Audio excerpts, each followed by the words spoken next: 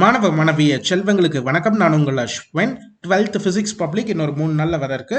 அதை முன்னிட்டு ப்ரீவியஸ் இயர்ல உங்க சீனியர் ஒருத்தர் வந்து 70 அவுட் ஆஃப் 70 வாங்கியிருந்தார் 2022 பேட்ச். ஸோ அவரோட original public answer paper left சைடில் இருக்கு. ரைட் சைட் டாப்ல வந்து பார்த்தீங்கன்னா அஃபீஷியல் ஆன்சர் கீயும் பாட்டம்ல வந்து அந்த வருஷத்தோட பப்ளிக் கொஸ்டின் பேப்பரும் வந்து பார்த்தீங்கன்னா இப்போ நம்ம எடுத்திருக்கோம். சரி, இவர் எப்படி ப்ரெசென்ட் பண்ணியிருக்காரு, ஏதாவது மிஸ்டேக்ஸ் பண்ணியிருக்காரா, இல்லை எப்படி சூப்பராக அதை பண்ணியிருக்காரு, இவர்கிட்ட இருந்து நம்ம என்ன மாதிரி விஷயங்களை கற்றுக்கலாம் இவரோட பேப்பர்ல இருந்துன்னு பார்க்கலாம். 1 மார்க்ஸை பொறுத்த அளவில் இவர் 15 அவுட் ஆஃப் 15 வாங்கிட்டாரு.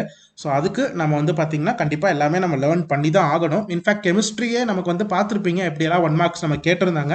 ஒரு 2 கொஸ்டின் இன்டீரியர் வந்துருந்துச்சு, 2-3 கொஸ்டின், ஒரு கொஸ்டின் ட்விஸ்ட் பண்ணி அந்த டிஎன்ஏ ஆர்என்ஏ கேட்டிருந்தாங்க. ஆனால் மிச்ச 10 கொஸ்டின் வந்து நமக்கு அப்படியே புக் பேக்ல இருந்து வேல்யூ மாறாமல் வந்துருந்துச்சு இல்லையா? ஸோ அந்த ஸ்ட்ராட்டஜி நம்ம ஃபாலோ பண்ணோம்னாலே டெஃபினட்டாக நம்மளால படிக்க முடியும். என்ன கொஞ்சம் இன்டீரியர் மட்டும் நம்ம ரீட் பண்ணணும், அவ்வளோதான், வேற ஒன்றும் இல்லை. இது நீங்கள் படிச்சீங்கன்னா அண்ட் லக்கு உங்கள் சைடில் இருந்துச்சுன்னா கண்டிப்பாக உங்களால் 15 மார்க்ஸும் வாங்க முடிஞ்சிடும்.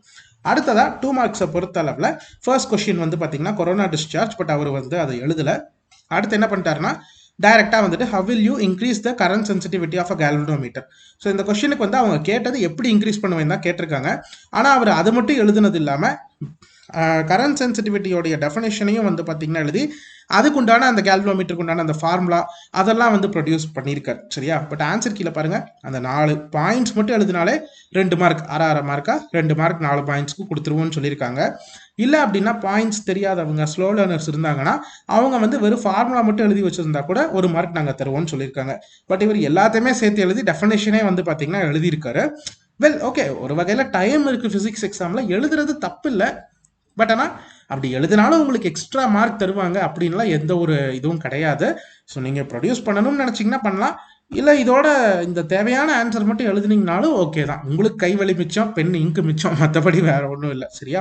அவ்வளோதான். பட் பெட்டர் எல்லாத்துக்குமே ஃபார்முலா எழுதி வைக்கிறது நல்லது. தெரியும் அப்படின்னா ஃபார்முலா எழுதி வச்சிருங்க. ஏன்னா ஃபார்முலா ரொம்ப முக்கியமாக தான் ஃபிசிக்ஸில் வந்துட்டு பார்க்குறாங்க. இன்ஃபேக்ட் ஸ்லோ லேர்னர்ஸ்க்கும் நான் அதுதான் சொல்லுவேன். ஒரு ஆவரேஜ் ஸ்டூடெண்ட்டாக இருக்கீங்க, ஃபார்முலா எனக்கு தெரியும், இப்போ ஒரு கொஷின் வருது அதுக்கு ஃபார்முலா தெரியும், ஆனால் எனக்கு எக்ஸாக்ட் டெஃபினிஷன் தெரியாதுன்னா கூட பரவாயில்ல, ஃபார்முலாக்கே அங்கே 1 மார்க் இருக்குது. ஸோ அதனால ஃபார்முலா மட்டும் கூட நீங்கள் எழுதி வச்சுட்டு வரதுல எந்த தப்பும் கிடையாது. அடுத்து வந்து பார்த்தீங்கன்னா ஒர்க் ஃபங்க்ஷன். ஸோ இங்கே என்ன கொடுத்துருக்காங்க, ஜஸ்ட் ஒரு லைனில் minimum energy needed for electron to escape from metal surface, அதை கரெக்டாக ஒரு கொடுத்துட்டு இட் இஸ் டினோட்டட் பை அந்த சிம்பிள் கொடுத்துட்டு யூனிட் கேட்டிருக்காங்க. ஸோ அதோட யூனிட் என்னவோ அதையும் அவர் வந்து பார்த்தீங்கன்னா கொடுத்துருக்காரு. இங்கே எலக்ட்ரான் வோல்ட் இல்லைன்னா ஜூல்ஸ், ரெண்டில் எது வேணால் எழுதிக்கலாம்னு சொல்லியிருக்காங்க. அவர் எலக்ட்ரான் வோல்ட் மட்டும் தான் எழுதியிருக்காரு, அவ்வளோதான். ஸோ இதுக்கு 2 மார்க். ஃபார்முலா வந்து எழுதணும்னு அவசியம் இல்லை, பட் இவர் வந்து பார்த்தீங்கன்னா அதையுமே கொடுத்துருக்காரு. இன்ஃபேக்ட் ஸ்லோ லேர்னர்ஸ்க்கு இந்த டெஃபினேஷன் மறந்துருச்சு அப்படின்னா கூட வெறும் ஃபார்முலா எழுதியா நீங்கள் 1 மார்க் ஈஸியாக வந்து பார்த்தீங்கன்னா வாங்கிடலாம். அதுக்கப்புறம் சம் வந்து பார்த்தீங்கன்னா அவர் போடலை. 20th question Fleming right hand ரூலும் எழுதலை, டேரெக்டாக ஒரு டோப்பிங் போயிட்டாரு. ஸோ டோப்பிங் ஜஸ்ட் 1 லைன் தான் இல்லையா, அவ்வளோதான். ஒரு லைன் போட்டாலே போதும், 2 மார்க் வந்து சூப்பராக கொடுத்துட்றாங்க. Process of adding impurities to intrinsic semiconductor is called doping. ஏன்னா போதும், நம்ம வந்து எவ்வளோ பேஜ் வைஸாக எழுதுறோம் அப்படின்லாம் பார்க்க மாட்டாங்க. கேட்டிருக்க கேள்விக்கு பதில் எக்ஸாக்டாக இருக்கா, கரெக்டாக இருக்கா அப்படின்றத மட்டும்தான் அவங்க வந்து பார்த்திங்கன்னா பார்ப்பாங்க. இவர் எக்ஸ்ட்ராவாக அந்த இம்பியூரிட்டி ஆட்டம்ஸ் ஆர் கால்டு டோப்பன்ஸ் அப்படின்னு சொல்லிட்டு அது அந்த பார்ட்ஸ் பெர் மில்லியன்லாம் வந்து பார்த்திங்கன்னா எழுதியிருக்காரு. தெரிஞ்சால் தாராளமாக எழுதலாம், தெரியலனாலும் தப்பில்லை. கேட்டதுக்கு உண்டான ஆன்சர் இருந்தால் they will be providing the appropriate marks. அடுத்தது டிஸ்பிளேஸ்மெண்ட் கரண்ட். ஸோ அதுக்கு வந்து பார்த்தீங்கன்னா கரெக்டாக அந்த டெஃபினேஷன் எல்லாம் எழுதிட்டு, குறிப்பாக அந்த electric field R electric fluxes changing with time அந்த தான் கீவேர்டு அவங்களே ஹைலைட் பண்ணியிருக்காங்க. இவர் அதை எழுதிட்டு ஃபார்முலா வந்து பார்த்தீங்கன்னா கரெக்டாக எழுதியிருக்காரு. சரியா? ஸோ கண்டிப்பாக நம்ம வந்து எல்லாமே ஃபார்முலா வந்து பார்த்தீங்கன்னா எழுதிருங்க. ஓகே, ஃபைனல் ஃபார்முலா மட்டும் எழுதினாலே போதும், பட் இவர் அதை கரெக்டாக அதை எழுதி கொஞ்சம் லிட்டில் டெரிவேஷன் மாதிரி அதை பண்ணியிருக்காரு. அதுக்கப்புறம் எலக்ட்ரிக்கல் ரெசிஸ்டிவிட்டி. ஸோ அதுக்கும் வந்து பார்த்தீங்கன்னா கொஞ்சம் பெருசாகவே எழுதியிருக்காரு. எல்லா கொஸ்டினுமே பெருசாக எழுதியிருக்காரு, பட் அவ்வளோ எழுதணும் அப்படின்னு அவசியம் இல்லை. நீங்கள் ஆன்சருக்கு ஒரு டைம் பார்த்தீங்கனாலே உங்களுக்கு தெரியும். அதுதான். அடுத்தது வந்து பார்த்தீங்கன்னா கம்பல்சரி கொஸ்டினை பொறுத்தளவில் கொஞ்சம் ஈஸியாக தான் கேட்டிருக்காங்க. Refractive index of material of prism.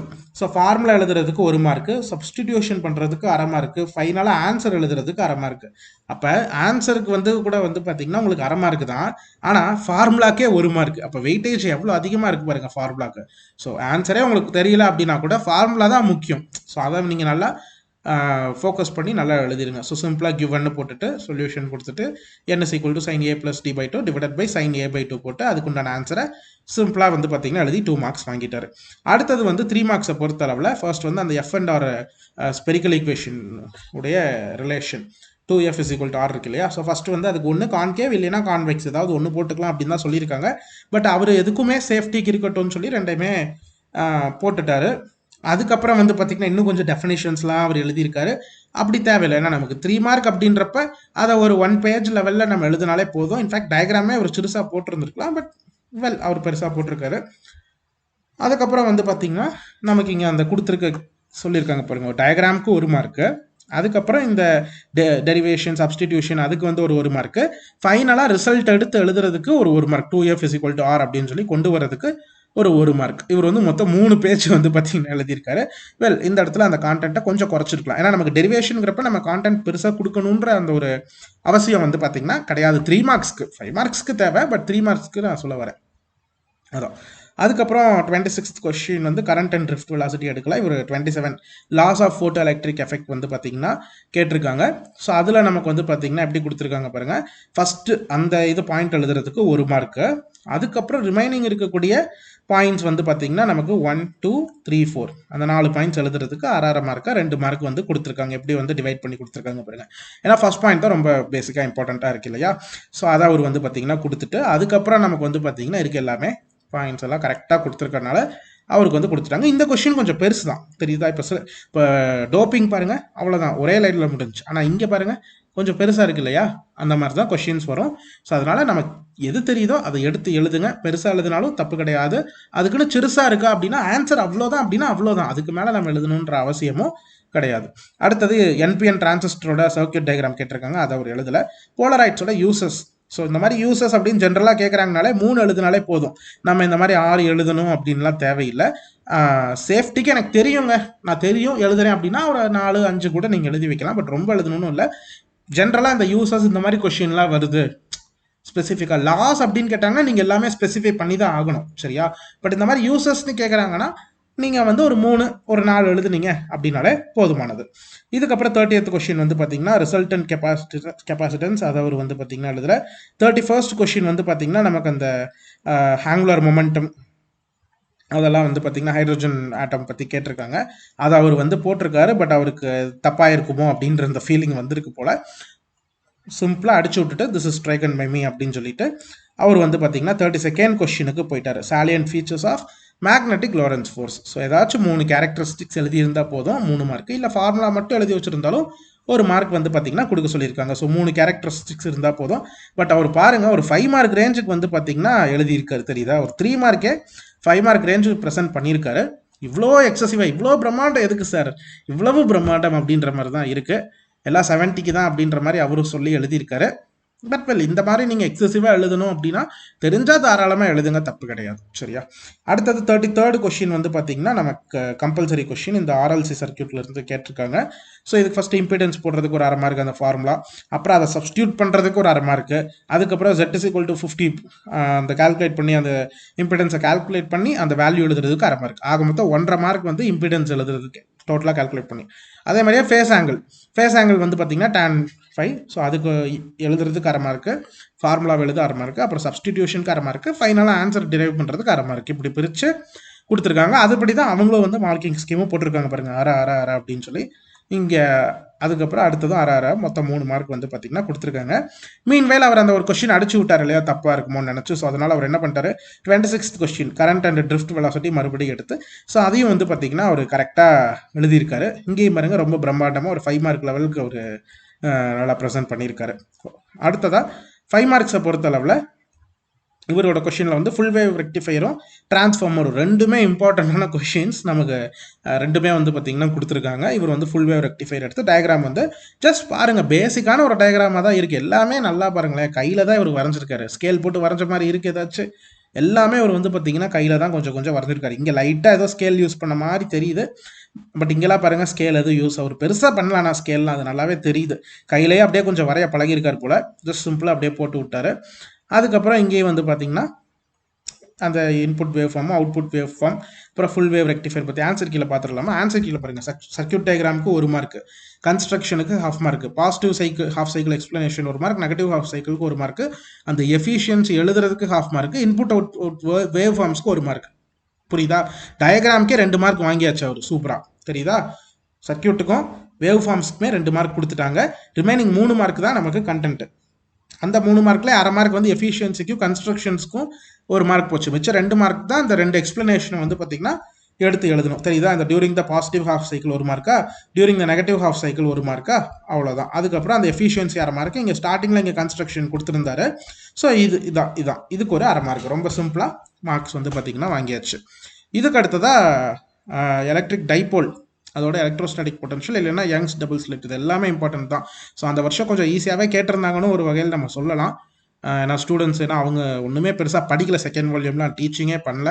So அதனால் அவங்களுக்கு அது அப்படி தான் கேட்டிருந்தாங்க கொஞ்சம் ஈஸியாக. அவங்களுக்கு இது கொஞ்சம் டஃப்பாக தான் இருந்துச்சு. இதில் பாருங்கள், electrostatic potential at point due to electric dipole, diagram and explanation, diagram, அதுக்கப்புறம் பேசிக் எக்ஸ்பிளனேஷனுக்கே 1 மார்க்கு, அதுக்கப்புறம் இந்த குறிப்பிட்ட ஈக்குவேஷன் வரைக்கும் எழுதியிருந்தா 1 மார்க். இது வரைக்கும் அடுத்து அப்படியே இந்த ஸ்டெப் மார்க் அப்படின்னு சொல்லி ஸ்டெப் வைஸ் வந்து பார்த்தீங்கன்னா கொடுத்துருக்காங்க. இந்த ஸ்டெப் வரைக்கும் அப்படியே நம்ம டெரிவேஷன் பண்ணிட்டு வந்தோம்னா இவ்வளோ மார்க் வந்து கொடுக்கணும் அப்படின்னு சொல்லி கொடுத்துருக்காங்க. ஸோ அவரும் வந்து பார்த்தீங்கன்னா நீட்டாக தெளிவாக எல்லாமே வந்து அழகாக கொடுத்துட்டாரு.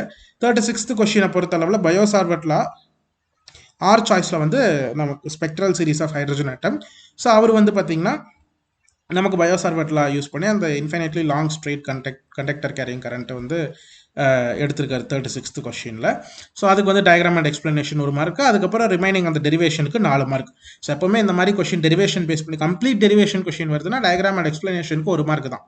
ரிமைனிங் இருக்கக்கூடிய அந்த ஈக்குவேஷன்ஸ் நம்ம டெரைவ் பண்ணுறதுக்கு தான் 4 மார்க் வந்து ஸ்டெப் பை ஸ்டெப் வந்து பார்த்தீங்கன்னா கொடுக்குறாங்க. அடிஷ்னல் ஷீட்டே வாங்கி எழுதுகிற அளவுக்கு போயிட்டார் ஃபிசிக்ஸில். ஸோ அந்த லெவலுக்கு வந்து பார்த்தீங்கன்னா ஒரு பேஜஸ் நிறைய கான்டென்ட் வந்து ப்ரொடியூஸ் பண்ணியிருக்காரு. அடுத்ததாக 37th கொஸ்டின் வந்து ஸ்பெக்ட்ரம், இன்னொரு வந்து பார்த்தீங்கன்னா எக்ஸ்ரே ஸ்பெக்ட்ரா, ஒரு 2-3 மார்க் வந்து 2 மார்க் 3 மார்க் கம்பைன் பண்ணி 37ல் கேட்டிருக்காங்க. இவர் வந்து பார்த்தீங்கன்னா ஸ்பெக்ட்ரம் எடுத்துட்டாரு. ஏன்னா ஸ்பெக்ட்ரம் வந்து கொஞ்சம் இம்பார்ட்டன்ட் இல்லையா? ஸோ அது படிச்சிருந்திருப்பார் போல். ஸோ அதனால் ஸ்பெக்ட்ரம், எமிஷன் ஸ்பெக்ட்ரம், அதில் ஸ்பெக்ட்ரம் எழுதுறதுக்கு அரை மார்க், தெரியுதா அந்த டெஃபினேஷனுக்கு. அதுக்கப்புறம் எமிஷன் ஸ்பெக்ட்ரமில் continuous emission, line emission, band emission எல்லாமே 1.5 அப்படி வந்து பார்த்தீங்கன்னா கொடுத்துருக்காங்க. எக்ஸ்பிளனேஷன் அண்ட் எக்ஸாம்பிள்ஸ், இல்லைன்னா naming the types of emission, spectrum alone அப்படின்னு மட்டும் சும்மா ஜஸ்ட் அந்த இது மட்டும் கொடுத்துருந்தாங்க அப்படின்னா ஒரு 1.5 மார்க் சொல்லி கொடுக்க சொல்லியிருக்காங்க. ஸ்லோ லேர்னர்ஸ் வந்து ஜஸ்ட் அந்த நேம் மட்டும் கொடுத்துருந்தாங்கன்னா 1.5 மார்க் கொடுக்க சொல்லியிருக்காங்க. ஸோ 37B வந்து பார்த்தீங்கன்னா ஒரு பேசிக்கான எக்ஸ்பிளனேஷன்லாம் கொடுத்துட்டு அதுக்கப்புறம் எல்லாத்தையுமே வந்து பார்த்தீங்கன்னா வித் டயக்ராமோட ரொம்ப கிளியராக கொடுத்துருக்காரு. அண்ட் தென் ஃபைனல் கொஸ்டின் வந்து லென்ஸ் மேக்கர் ஃபார்முலா, இல்லைனா internal resistance of cell using volt metre. ரெண்டுமே ரொம்ப ஈஸியான கொஸ்டின்ஸ், ரொம்பவும் இம்பார்ட்டண்ட்டான கொஸ்டின்ஸ் தான்.